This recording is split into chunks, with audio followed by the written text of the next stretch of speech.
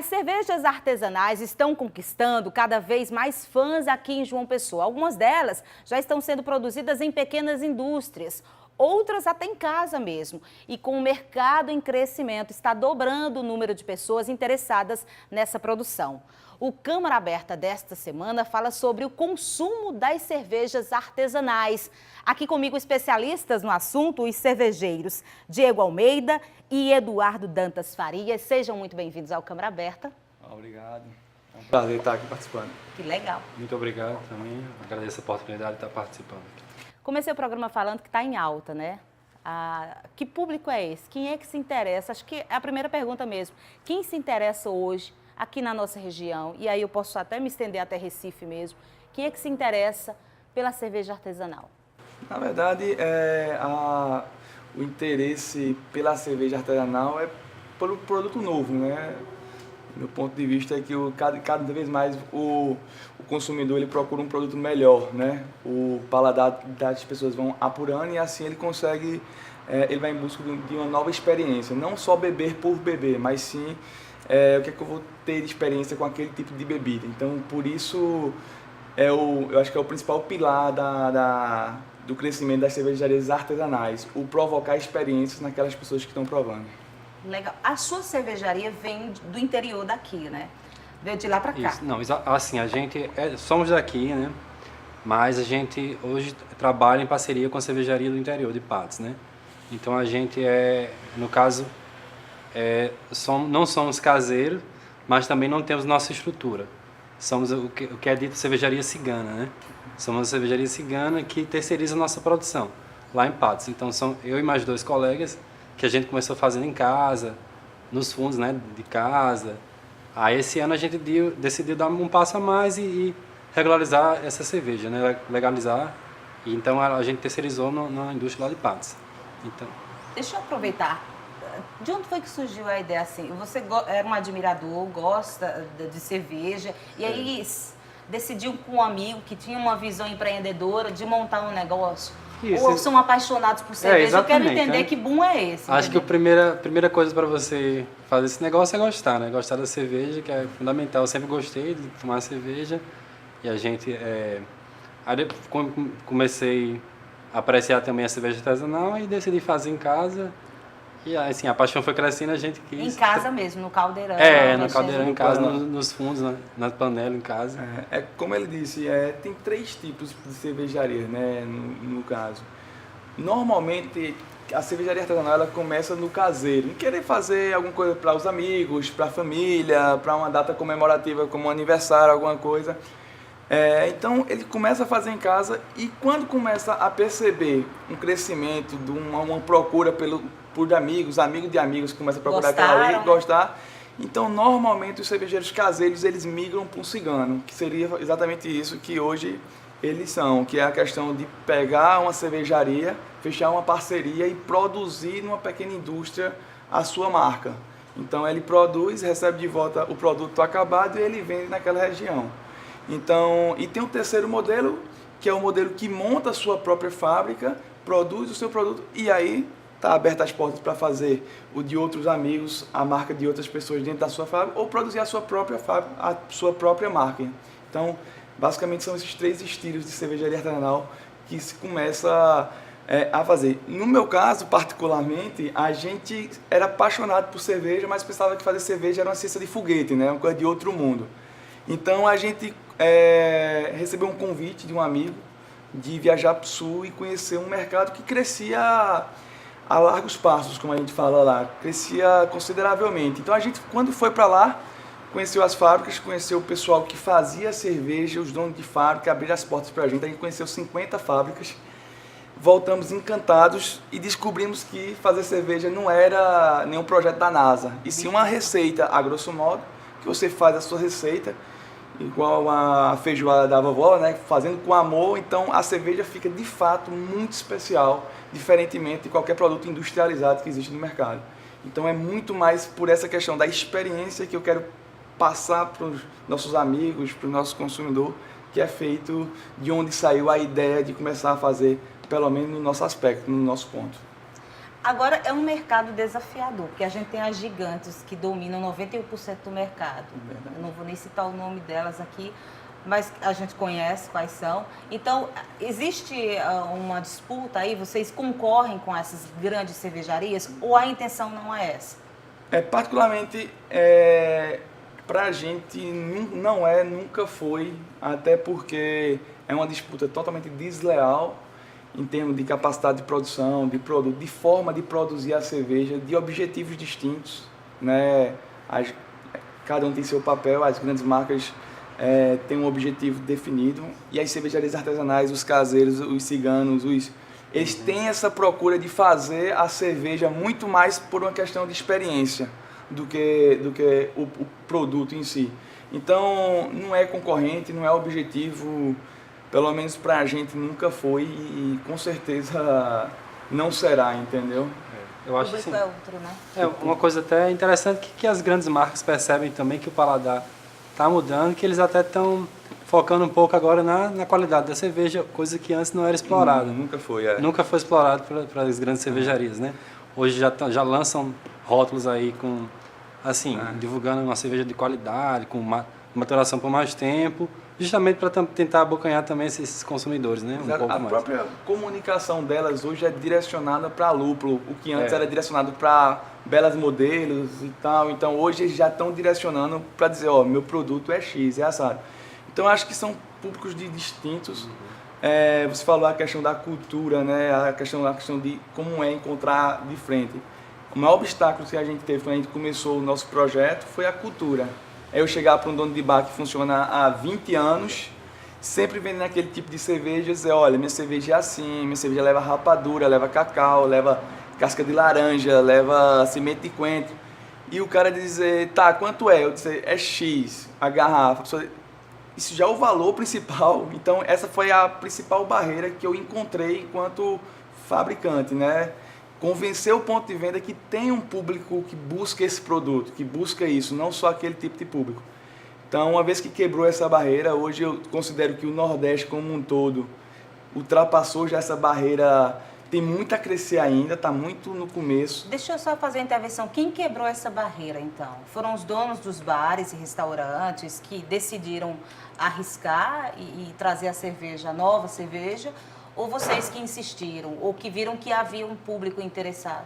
Eu me atrevo a dizer que foram os caseiros. Os caseiros que quebraram essa barreira, porque quando eu comecei a oferecer o produto, existia uma resistência muito grande. E a partir do momento que o dono do bar vê aquele, eu estou falando do bar, mas o tradicional, o dono do bar que já tem 10 anos de bar, 15 anos de bar, 20 anos, quando ele começou a ver que as cervejarias estavam ofertando o produto e estavam indo os caseiros naquele bar à procura de uma cerveja melhor, de uma cerveja com mais experiência, com mais aroma, com mais, enfim, com N fatores, eu acho que foi isso que quebrou a barreira. Não foi uma pessoa, não foi uma marca. Então isso aí eu acho que foi o principal fator de ultrapassar e hoje o pessoal começar a ver. Hoje você vê grandes restaurantes aqui em João Pessoa, em Recife, em Fortaleza, em Natal, que ainda atende, grandes restaurantes tradicionais buscando botar dentro do seu portfólio cartas de cervejas especiais. Então isso é um movimento que eu diria que não tem uma pessoa, não tem uma marca, tem sim um movimento como um todo que trouxe isso para frente. Legal. Tem um preço competitivo, né? Exatamente. Mas o preço, assim, para a gente que está começando agora, a gente vê essa barreira também ainda muito forte, a gente não conseguiu superar, até porque a gente está começando, está tentando identificar quais locais a gente vai chegar e realmente quando a gente oferece por um preço, é um preço mais elevado. Por quê, hein? Por que o preço é mais elevado? Deixa eu entender. Por N fatores. Primeiro, o principal que eu considero é a questões tributárias, né? Hoje, a gente, quanto indústria, paga os mesmos de uma grande indústria. Só que as grandes indústrias, muitas vezes, devido à quantidade de funcionários, ao recolhimento que existe alguns incentivos direcionados. Então, a gente, enquanto pequeno, a gente não tem uma legislação específica para a gente. Então, a gente se enquadra no todo. E muitas vezes isso é injusto, porque a gente tem uma capacidade de produção infinitamente menor do que as grandes marcas. Então, a questão tributária ela entra muito nisso. Um segundo aspecto é o insumo utilizado, né? O que a gente chama de high maltose, né? O pessoal coloca aqueles concentrados de açúcar para baratear a cerveja. A cervejaria artesanal não. Tem um produto natural? Ela prima pelo puro malte. Então ela utiliza-se da cerveja puro malte. Ela não bota nenhum adjunto com o intuito de baratear a cerveja ou de passar um produto secundário. O artesanal, ele procura muito nisso. Ele até, algumas cervejas não são consideradas puro malte, mas não porque ele retirou o malte, mas porque ele adicionou, fora os 100% de malte, ele adicionou insumos para dar um resultado para aquela cerveja. Aí tem o Imperial Stout, que leva 100% puro malte, mais rapadura e cacau, mas não com o intuito de baratear, e sim no intuito de causar uma experiência diferente para o consumidor. E eu tenho uma curiosidade que é sobre o tempo de validade dessas cervejas. As clássicas, por exemplo, elas podem durar até mais de 1 ano. E as artesanais, me chamou muita atenção o fato de só ter um prazo de validade de até 3 meses no máximo. Isso, um dos fatores seria esses produtos, né? Esses aditivos que você... Isso depende, assim, né? No nosso caso, a gente faz lá com o nosso parceiro que ele não utiliza um processo que é chamado de pasteurização, exatamente, né?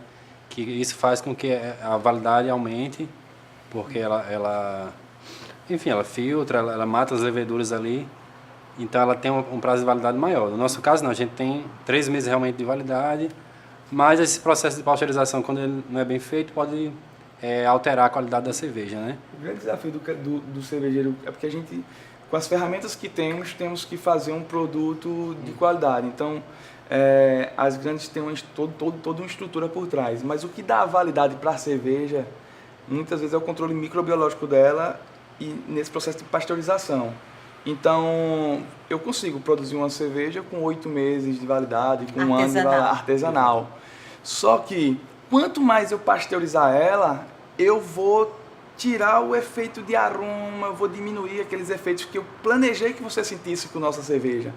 Então, o ideal é você ter um controle ideal de pasteurização ou de filtro, enfim, um controle microbiológico muito exigente, muito detalhado para que ela tenha uma validade maior, sem de fato atingir sem mudar muito do que eu planejei inicialmente para a cerveja, entendeu? A gente tem uma IPA, que a nossa IPA, por exemplo, eu quero que você tenha um aroma de manga, de maracujá. Se eu pasteurizar ela muito, ela vai perder muito daquele aroma que eu planejei que você tivesse. Então você tem que encontrar, o grande desafio é exatamente esse, encontrar o momento exato em que você para a pasteurização, que vai dar uma validade longa para a cerveja, sem alterar o sabor, o aroma que eu imaginava para o produto. Até porque, assim, falando mesmo no negócio, né, uma cerveja com uma validade curta é complicado, é difícil também, né? A gente... para escoar essa cerveja rapidamente, enfim, para ela sair, até porque ela às vezes fica muito tempo na prateleira ali, que ela é uma cerveja mais cara, então ela tem que ter uma validade um pouquinho mais alta, né? É verdade. A gente tem que encontrar esse equilíbrio aí, né, entre... Tá bom, eu vou fazer uma pausa agora, a gente volta no próximo bloco falando sobre a matéria-prima. O que preciso, que matéria-prima é essa necessária para produzir uma cerveja artesanal? A gente volta já.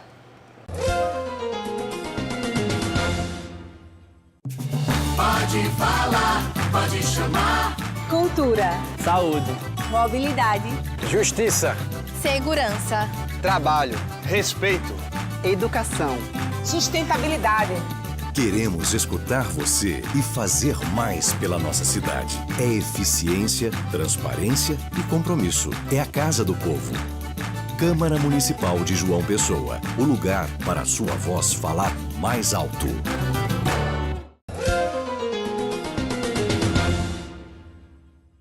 O Câmara Aberta está de volta hoje falando sobre o consumo de cerveja artesanal. Eu vou começar esse bloco chamando uma reportagem, porque eu fui conhecer como é que funciona a produção, o processo de produção dessa cerveja aqui em João Pessoa. A gente foi até uma indústria, uma pequena indústria, que ainda está dando aí seus primeiros passos. E a gente também visitou a casa de um produtor que fabrica a própria cerveja ali mesmo em casa. Vamos ver.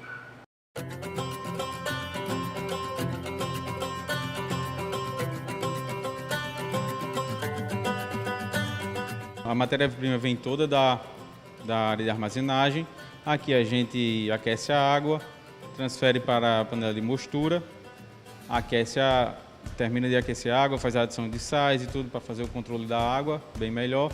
Adiciona o malte, faz uns picos de temperatura, faz o controle de densidade e de extração de amido do malte, tira o malte, bota para descarte para as empresas levarem, transfere ela para a panela de fervura, onde a gente também aumenta a temperatura, faz os picos de temperatura, mede a densidade, adiciona os lúpulos para dar aroma, sabor e depois faz a transferência para os fermentadores. E depois da fermentação, temos o invase, que ele pode ser feito em garrafas ou em barris.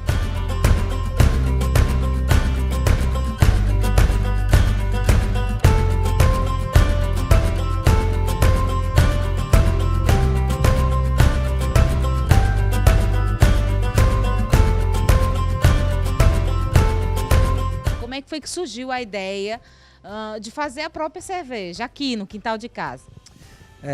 É muito prazeroso você, né, primeiro fazer uma coisa que você consumir uma coisa que você fabrica. Segundo, as cervejas artesanais são muito caras, né, e assim, como a gente não tinha opções na Paraíba, não tem nenhuma cervejaria, então a gente sempre comprava cerveja de fora. Então a cerveja artesanal saía muitas vezes R$40 uma lata, R$30. Então a gente descobriu que em casa dava para fazer, né, não igual à indústria, lógico, mas com uma certa qualidade que chega muito próximo da indústria. E aí veio os 10 primeiros litros, os 20 primeiros litros, e aí a gente vai se empolgando, estudando um pouco mais e entendendo os processos, né?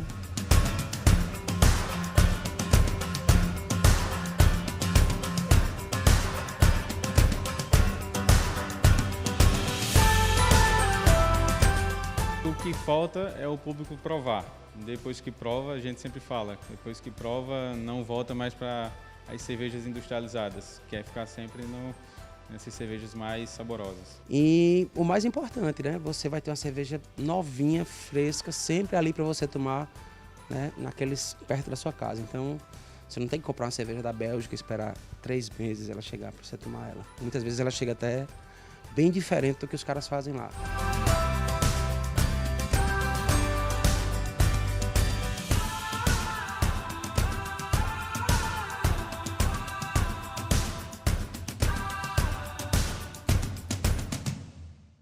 A gente viu aí nessa reportagem como é que é esse processo de produção dessa cerveja. E aí a gente tem dois exemplos, né? Uma indústria, uma pequena indústria que já está aí vendendo para esse mercado, e um produtor que faz a cerveja em casa, que recebe os amigos e que está aprimorando aí a sua produção. Mas uma coisa que eu achei curiosa na reportagem é sobre que matéria-prima é essa. E João Pessoa, inclusive, esse mercado ainda está crescendo. Um dos produtores disse que teve que comprar fora já, porque aqui não tem loja, mas que hoje já abriu uma loja, enfim. Está crescendo também esse outro lado do mercado, né? É verdade. No nosso caso, a gente começou também caseiro, né? E a gente realmente sempre buscou essa matéria-prima fora, né? No pessoal do Sul, né? Que eles, no caso, importam dos países da Europa, né? Grande parte, tem alguns dos Estados Unidos, mas a maior parte dos insumos vem da Europa, né? Aí agora recentemente abriu também uma loja, né, que é um brew shop especializado em vender essas matérias-primas aqui em João Pessoa, mas assim a gente hoje ainda a gente compra fora ainda daqui. Por quê? Pela questão assim de às vezes não encontrar essa matéria-prima que a gente quer para as diferentes receitas que a gente tem, enfim, eles não têm uma grande variedade ainda, né? E às vezes assim, até pela questão, às vezes do preço, pra gente... Ainda é mais barato lá fora do que aqui? Trazer de fora, às vezes compensa mais, dependendo da quantidade que você Porque compra. assim, é um produto um movimento que está crescendo, né? Está surgindo, né? Então assim, a gente lá, a mesma coisa. Hoje eu já fiz alguns processos de importação, mas hoje tem empresas aqui que nacionalizam o produto e trazem, né? Mas... o movimento ainda é muito iniciante, está crescendo, mas para você encontrar lojas desse tipo de produto aqui é um pouco mais complexo do que a título de Recife mesmo, por exemplo. Hoje você já tem 2, 3 pontos que você encontra, mas há 3 anos atrás, quando a gente começou, a mesma coisa, não tinha nenhum tipo de... Tinha que trazer ou do sul ou trazer de fora do país, de fato. E que matéria-prima é essa? O que vocês precisam basicamente, assim, para quem quer hoje produzir uma cerveja em casa? Então, depende da receita de cada cerveja, mas o básico do material é o malte, né? Malte, lúpulo, levedura e água. São os 4 componentes de uma cerveja por de malte, né? Dependendo, como eu falei da outra vez, da sua receita, você incorpora alguns itens a mais. A escola belga, né, a Vitibia, ela permite na sua receita colocar alguns insumos. Aí na nossa vai a laranja cravo, limão siciliano, semente de coentro, zimbro, então gengibre. Então isso aí dá uma refrescância muito interessante. Esses itens são regionais, é mais fácil de encontrar, mas de fato o grosso do negócio, o malte, o lúpulo, realmente tem que vir de fora.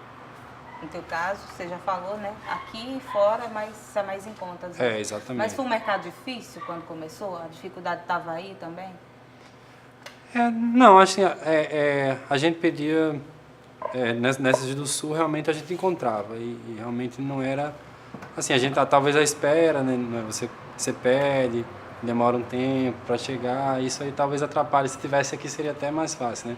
Às vezes a gente se dá conta que está faltando algum matéria-prima no meio do processo, ou enfim, às vezes o processo atrasa por conta que você tem que esperar chegar. Realmente tem esse lado também, né? Tem essa dificuldade mesmo. Essas cervejas, elas perdem a característica delas. Por exemplo, a cerveja, na verdade, quando você coloca elementos que dão sabores, por exemplo, você citou aí a rapadura, a casca de laranja, isso faz com que a cerveja perca um pouco essa característica dela, e aí de repente o preconceito esbarre aí no preconceito de quem é um pouco resistente ainda, ou tem um paladar muito reduzido e aí não quer arriscar, experimentar uma cerveja que vem com tanta inovação? Então, depende do público que você está atingindo, né? Se olhar a população brasileira, 98% da população toma Pilsen. Foi direcionada a tomar o estilo Pilsen, o estilo lá, que é um estilo mais leve, mais fácil de beber. Já o nicho de mercado que a gente hoje atua e direciona, ele procura de fato experiências novas. Você tem cervejaria no sul, no sudeste, enfim, que tem um portfólio de mais de 30 estilos diferentes. Desses estilos tem todo tipo de coisa que você imaginar. Então isso aí é o que as pessoas procuram. O consumidor de cerveja artesanal, ele não é fiel a uma marca só, ele é fiel a um estilo, ele vai atrás daquela experiência de várias marcas. Então, meu ponto de vista é que esses itens, na verdade, é um atrativo a mais para que a pessoa olhe e diga, eu quero aquela cerveja por causa disso, quero ter aquela experiência. Por exemplo, tem uma cervejaria no Centro-Oeste, né, na região de Brasília, ali, que trabalha basicamente colocando os frutos do cerrado, né? Então tem essa Acho que vai depender então de cada região também, o mercado. É muito interessante isso, né? Utilizar o recurso que tem no local para fazer uma cerveja, né? Então... Eu gosto de linkar muito com o vinho, porque o vinho nacional, às vezes ele sofre um pouco contra o vinho internacional. O pessoal vem aqui e quer tomar um vinho de Portugal, um vinho da França, um vinho... A cerveja é diferente o movimento. A cerveja... Se alguém vem aqui, se eu vou no sul, fiz uma viagem agora, se eu fui para Portugal, eu queria tomar a cerveja de Portugal, porque é uma cerveja mais fresca, é uma cerveja com insumos daquela região. A gente tem uma cerveja envelhecida, Imperial Stout envelhecida em barril de Amburana, que é uma madeira nossa. Quando eu falei lá da nossa cerveja em Amburana, o pessoal disse, pô, eu quero provar essa aí, que não tem essa madeira aqui.